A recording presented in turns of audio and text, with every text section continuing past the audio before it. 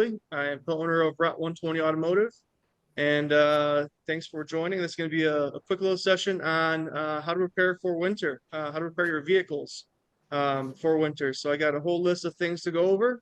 I have a presentation. I'll share the screen with you guys here in a second as well. And I also shared a vehicle inspection sheet with you guys to do your own vehicle inspection before the cold weather starts to get really bad. So we'll go ahead and start sharing my screen here. I'm going to share my little presentation that I started with for you guys. Mm-hmm. All right, bear with me 1 second. I want to make sure this is full screen. All right, just checking in. Can everybody see my screen right now? Yep. Yes. Awesome. All right, so this is the last page. Going to the first page here. So winter readiness. Again, the reason why we want to do this is because we don't want to let winter catch up us guard, off guard. It could happen, and we've all been there. We've all been those sticky situations where something happens and you're like, oh shoot, I wish I would have known that and prevented a huge repair bill that we do not need right now, especially during the Christmas time, buying all the presents for everybody and all that. So what to do? So the pre-vehicle inspection, I shared a sheet with you guys as well. I have a physical copy with me to show you guys really quick. So this is what it looks like. We use this for every vehicle that comes into our shop for repairs. So we do a courtesy inspection for everybody. And what that does, it basically goes through and checks everything under your vehicle. So your battery, your tires, your fluids, and your brake system. So I'm going to go into further detail with that. Starting with your battery, as the weather gets a little colder out there, your battery cold cranking amps start to die down a little bit. So although your battery might have been fine throughout the summer and the warmer temperatures, it starts to die down once it starts getting cold, and you won't notice it until the coldest day. Kind of like Robin was saying earlier with your vehicle. So you don't want to wait for that. What you could do is you could do a battery check. You could go to almost any repair shop, and they'll do one for free. We do one here as well, and we have a little machine that we just hook up to the battery and tells us the health of your battery that you can't really tell by just looking at it. Another thing you could do if you don't want to take it to a shop is you could very easily just look at a sticker on your battery. So every battery is going to come with a sticker when you purchase it. Even from the factory, it's going to tell you the production date of that battery. So if it's a battery that's older than 5 years, then you should probably look into possibly testing it or replacing it at that point. There's batteries that last a lot longer, and there's some batteries that last only a couple of years. So it all depends on the quality and the manufacturer of the battery. So there's no one size fit all for them, unfortunately. I can't tell you that the battery should last 10 years or 2 years. It all depends. Your tire inspection, this is a very simple one. Again, your tires should be properly maintained. So your tire pressure should be exactly to the recommended specification. You're going to find that on your driver's side door jamb. There's going to be a little placard on there that tells you what is the tire pressure for your vehicle. So you can look at that spec, and then you can buy a tiny little tool to check, and those tools could be found at almost any parts store. They're a couple of dollars. And you can just check it. Most vehicles nowadays do come with a TPMS system, where you have a little light on the dash that tells you if your tires are low or not. Older vehicles don't have that, so you got to do your due diligence and do that check on your own. You should also check the tire tread depth. That's an important step, just because as we get snow on the ground, the tread is what pushes the snow from under your tire. And if your tread is below 3/32 of an inch, that's not going to do much for you in the colder temperatures. So you want to do your due diligence with that. You want to check your tire tread. And you want to be within the recommended spec, which is over 3/32 of an inch. If not, then you can switch those out. What I tell my customers, if you have a vehicle that's rear wheel drive, if you have summer tires or all season tires, and you have the budget for it, I would recommend even getting winter tires in the winter, just because winter tires do a great job of getting the snow from underneath you, and get a lot better traction, improve your traction and your stopping distance by quite a bit. Winter tires are expensive though, and you don't want to use them all the time. You don't want to use them in the summertime. They will not ride very comfortably in the summertime, and they will wear down. They'll wear down a lot quicker if you use them all season. But in the wintertime, they're definitely the tire to have. So that covers tires. Fluids, this is where things get a little more tricky, and I have a few things to show you guys with this one. Your fluids are super important to maintain properly in the winters because things could freeze. And once things starts freezing, then it could cause some very, very costly repairs. And I'll share what some of those repairs could cost if it happens to you. So the first one is check your oil level. Make sure that your oil level is good. You want to do that all the time, but especially in the wintertime, as everything starts to contrast a little bit, as things get colder, you want to make sure that you have the proper oil in there. So if it calls for 0W20 synthetic, you have to put 0W20 synthetic. You can't put anything else in there because that will definitely throw things off. The next one here is your antifreeze. So I have a few different options I'm going to show you guys really quick. So I have cheap Menards antifreeze right here. We carry this for if somebody just wants some, if they have nothing in it. So this right here tells us in the back the freezing point. I'm not sure if you guys can see this. If not, I can just tell you. So it claims that this Menards extended life antifreeze freezes at negative 34 degrees Fahrenheit. So we don't see those kind of temperatures, in this area much, but if we do, we want to be prepared for it. However, don't just trust what it tells you. You can't do that because you could easily find yourself in a really bad situation. So something you could do on your own, or again, your mechanic could do for you, is you get a little tester. This is one of the testers that we have here. This is a peak tester. This was, I think, like $8 at AutoZone. It's very cheap. Doesn't cost you a lot, and I carry one of these in my vehicles at all times just in case. So what this does is you just simply squeeze, kind of like the turkey baster, to pull the antifreeze in it. As it fills up,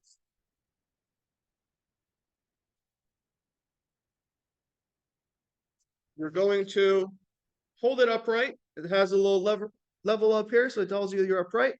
And this tells us what the freezing point is. So for this one, luckily, this one is exactly at negative 35, degrees Fahrenheit. So this one's good. Cheap antifreeze, but this one's good. The last batch of antifreeze that I got from Menards, again, we don't really do a lot of Menards antifreeze just because it's very inconsistent.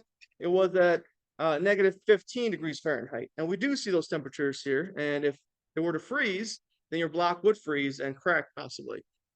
So comparing that to something a little, mid-grade, like a Shop Pro antifreeze, this one, it claims for, again, negative 37 degrees.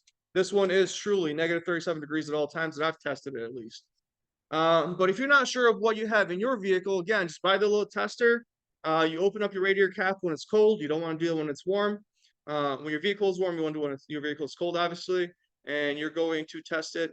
And if it's anything, less than negative 32 degrees Fahrenheit, then you definitely want to get that fluid flushed out.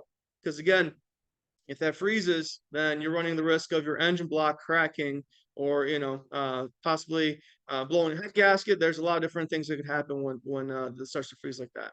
Everything starts to expand and push outwards, and that's not good. So that's a big one. Another one that a lot of people don't even think about because it's so cheap most of the time is going to be your washer fluid. So believe it or not, there's two types of washer fluids out there. There's the summer blend and then there's winter blend. Almost every shop does the summer blend in the summertime and then winter blend in the winter times because it's a lot cheaper for the summer blend because all that the summer blend is, it's water with a little bit of blue dye to make it look like washer fluid, okay? So if you go to your Quick Lube shops, your Jiffy Lube, your Valvoline, most of those places are going to have literally water with a blue tablet to make it look blue. If you use that in the wintertime, it will crack all your lines.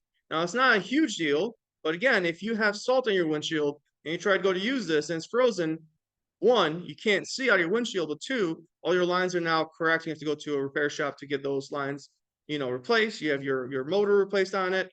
And it's not too costly. You could probably spend, $50 to $100 on a pump and a couple, $100 on a tank with lines, but still it's an unnecessary expense. Then you could do the same procedure again, the same tester that I showed you earlier. You can use that one to find the freezing point of that washer fluid. Washer fluid should again be somewhere around negative 32, negative 34 degrees Fahrenheit.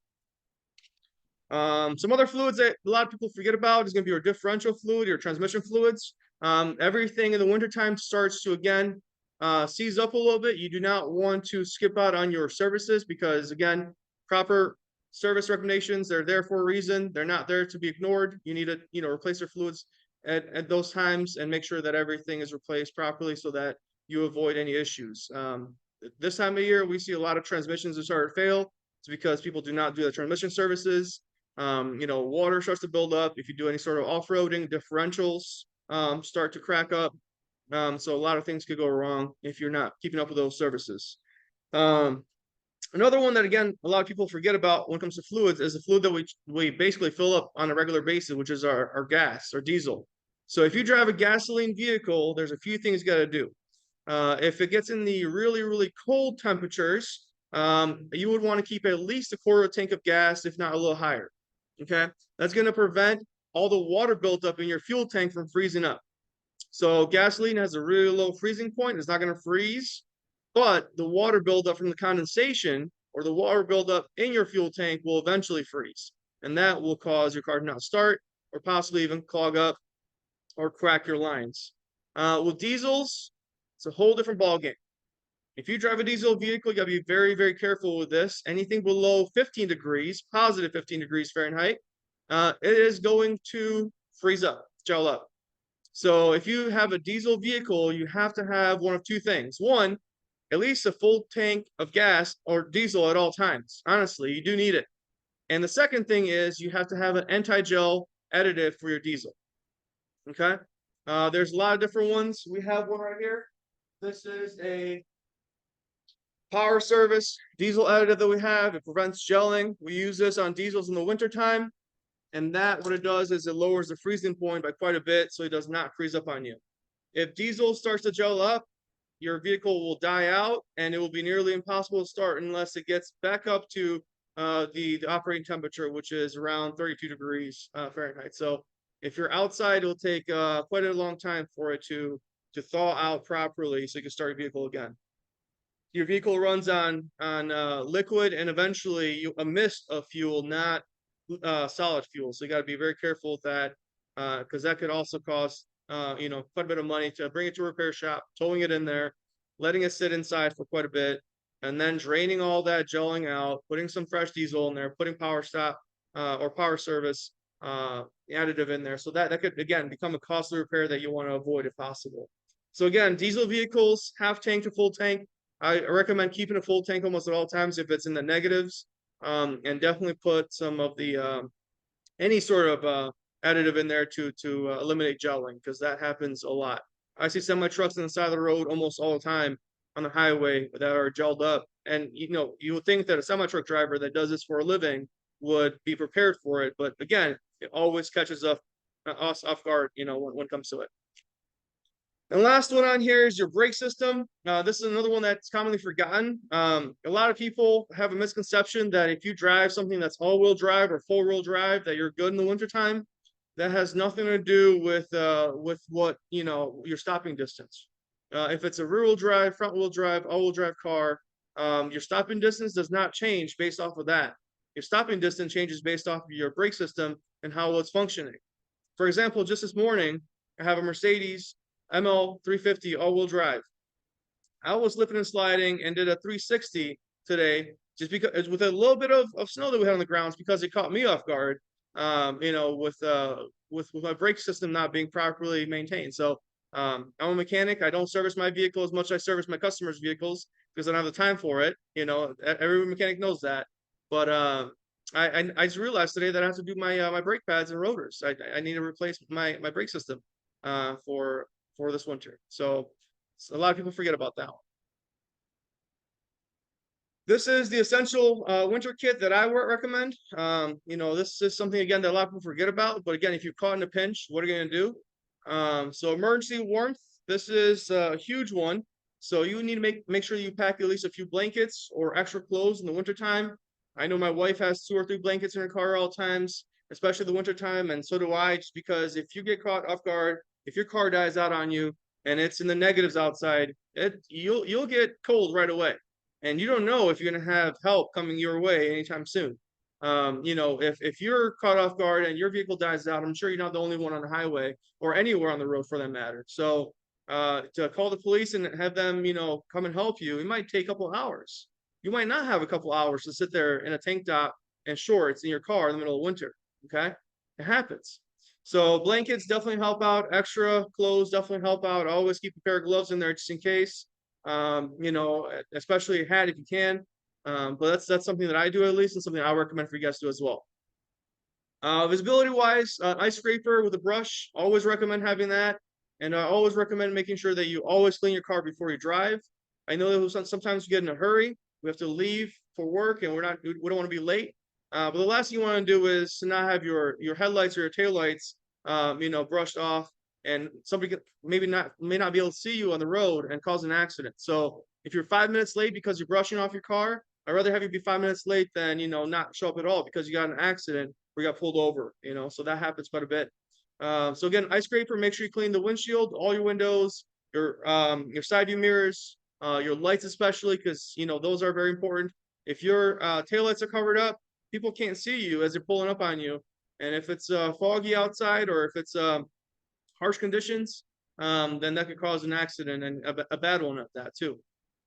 Some other things you should always carry if you are going on a trip, especially in the wintertime. And a lot of people don't think about this one, and neither did I until it happened to me personally, is if you get stuck somewhere on the highway, what are you going to do, right? If you go off-road, for example, because you avoid hitting a deer or avoid hitting another car, what are you going to do? Your tire's going to be spinning the whole time. I always carry either kitty litter or a bag of sand in my car, just because that can provide traction that's needed if you're off-road in your vehicle in the middle of winter. So it doesn't take much, just a bag of sand that costs a couple dollars, or a bag of kitty litter. If you have a cat, just carry in your car just in case. Your kitty litter, not the cat itself. But you carry your cat too, I guess. But you could use those in those sticky situations. And then a first aid kit, obviously that's an important one. If anything happens, you need to make sure that you are ready for that emergency. Part of my first aid kit, something that I recommend. I'm not sponsored by any of these people. It's something that I recommend. I have this Infinity X1 light. So if I'm caught in the middle of winter and I'm stranded somewhere, this light can provide me light in both directions. I could crack a window if I have to. And the most important part of this one is I have red light. So I usually stick this on top of my car, and I have this on flash mode. So it's flashing so that people know that there's an emergency here. Please stop. If you don't have that and somebody's driving by you, they'll never know if you need help or if you just pulled over because you need a break from driving. So this goes a long way. This was like $25. I recommend it. You could buy any flashlight really for that matter to keep in your car. But I definitely recommend something that has red blinking light for that. So that could help you. White light does not really help you when it's snowy and white outside. Red light is our sign of emergency. Any questions so far? I know I'm going through this. I got a lot to share with you guys, and I want to get it done. Don't want to keep you guys here for too long. What was the name of that light again? Like if we went somewhere, where would we find that? Yeah, so this is an Infinity X1 emergency light. You could buy literally any emergency light. Just make sure that it has the option for flashing red light on there. I have this one that I keep at all times with me, and it has the window breaking piece on here. I like this because if you're caught anywhere, we go up north in Wisconsin a lot. We're around lakes. If my vehicle, God forbid, if anything happens and the vehicle slides into a lake, your door is not going to open, right? So you have to crack a window, and you can't really crack a window with your bare hands unless you're Superman. So this right here helps quite a bit. All right, so moving on to winter maintenance schedule. So this is something that I recommend. Again, I'm trying to be as optimistic as possible, really, with this. But you guys got to do your vehicle maintenance schedule as you best see fit for your vehicle and for yourself. But this is something that I just thought is fair on a wider scale for everybody. So for every trip, make sure you always clean your snow. Obviously, you don't want to drive anywhere with snow covering your windows or your lights. That's an important one. Weekly checklist, checking all your tire pressures. As the temperature goes up and down, your air in your tires will definitely go away a little bit. So you want to make sure that you check your tires on a weekly basis. If you're driving a flat tire, again, you're risking getting stranded somewhere. If you're driving on a low tire or overinflated tire, again, you're running the risk of getting stranded or possibly even having a blowout it could lead to an accident too. So check your tires weekly. The temperature change a lot, so will your tire pressures. For monthly, I put on there inspect your wiper blades and battery conditions.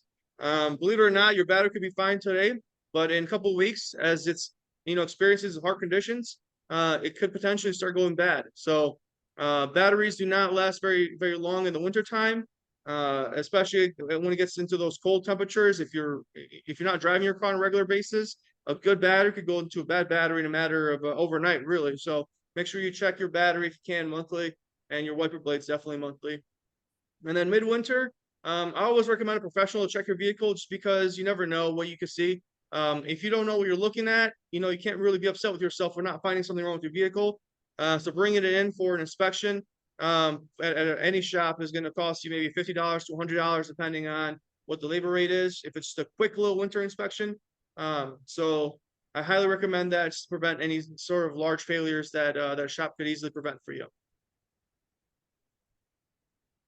Now, this is the, what do I do if I'm stranded?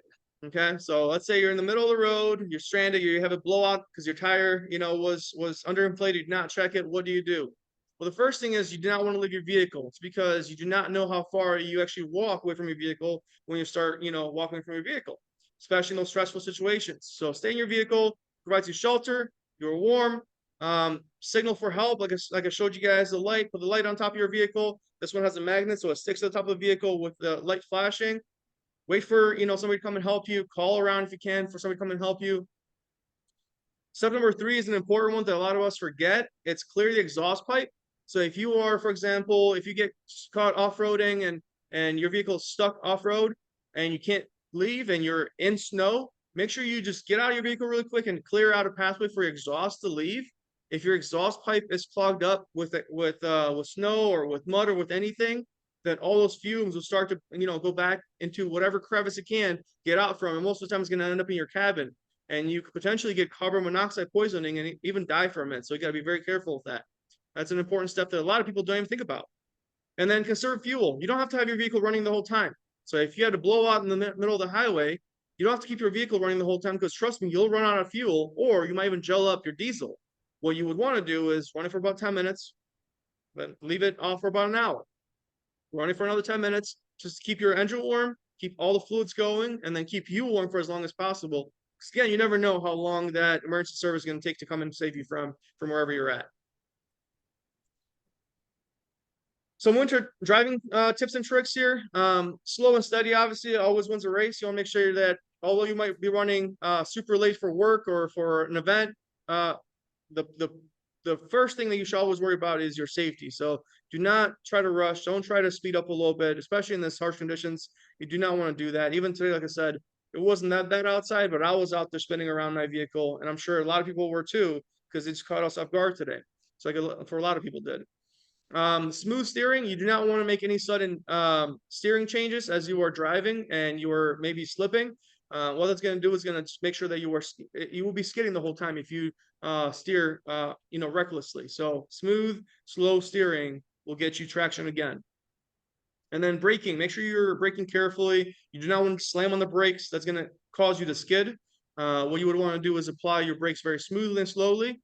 If you drive an older vehicle that does not have ABS, you want to smoothly apply brake pressure, release brake pressure, apply it again, release it again, and apply it again until you come to a complete stop. ABS does that for us on newer vehicles. So anything newer than 2000s, it's going to do that for us. Just don't just slam on the brakes. So that will definitely cause you to skid and slip out.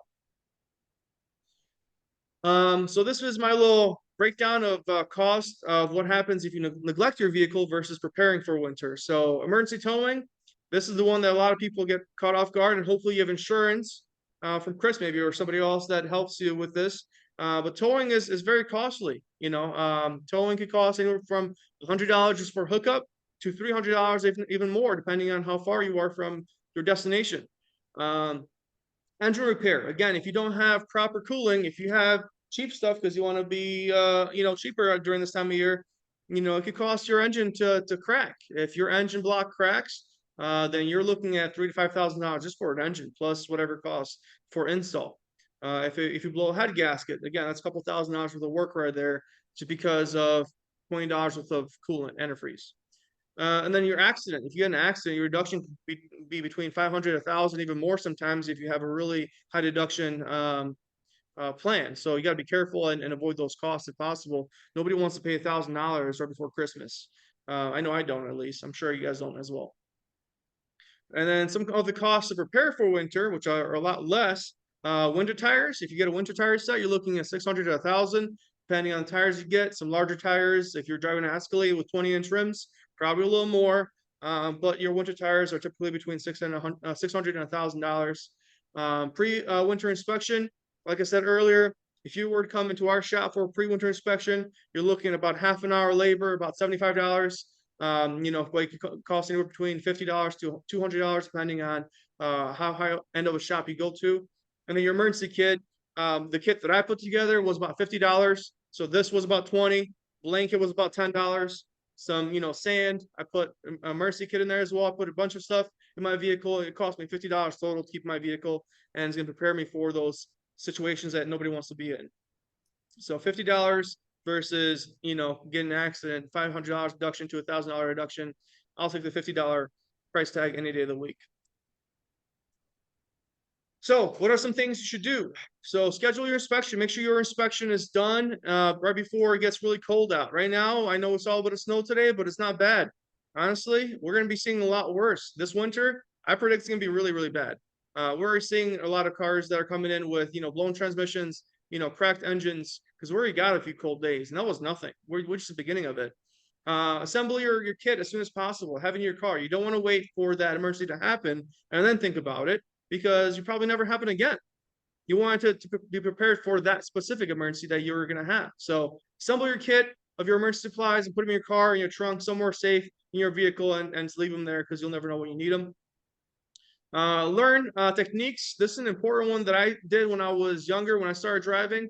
I know that, sometimes it's frowned upon because people think that you're out there, doing, illegal things. But if you find an empty parking lot, you always want to try and learn to maneuver your vehicle as safely as possible. So in the wintertime, if it's, snowing outside, if I find an empty parking lot, I always try to go in it and see, is my vehicle okay? Am I going to skid? At what speeds am I going to lose control of the vehicle, and all that fun stuff. Something that I recommend, but again, you got to check with law enforcement here, depending on if they allow that or not. Some areas they don't allow it because there's kids out there doing donuts. In some areas they're okay with it because they want you to be prepared for winter, not have emergency out there and skid and slide everywhere. And always stay informed. That's, you guys are here for a reason. You guys are learning about this. This is great, but pass on the word to everybody else. Make sure that everybody is ready for it. If you're looking for, a Christmas gift idea for your family members, give them, one of these lights. Get them something that's going to help them for winter. I know that an Xbox or, some games might be fun for the young ones, but if they're new drivers, help them get ready for their vehicle. Get them a jumper pack for their vehicle. Get them a flashlight. Anything to put in their vehicle to prepare for these situations, because, us as adults, we experience it, but young kids, they'll experience it a lot more because they don't have the experience of driving that we do. And last but not least, don't hesitate to call us for any questions that you guys might have. If you have a light on your dash, or if you have anything that you guys need, we could always help you out. We're here to inform you guys. We're here to help you out. If you need to have a call with us and walk you through how to change a battery, or how to check your antifreeze in your vehicle, or whatever you need, we're here to help. Our phone number is on there. Our emails are on there. Yeah, that's all I got. Any questions for me?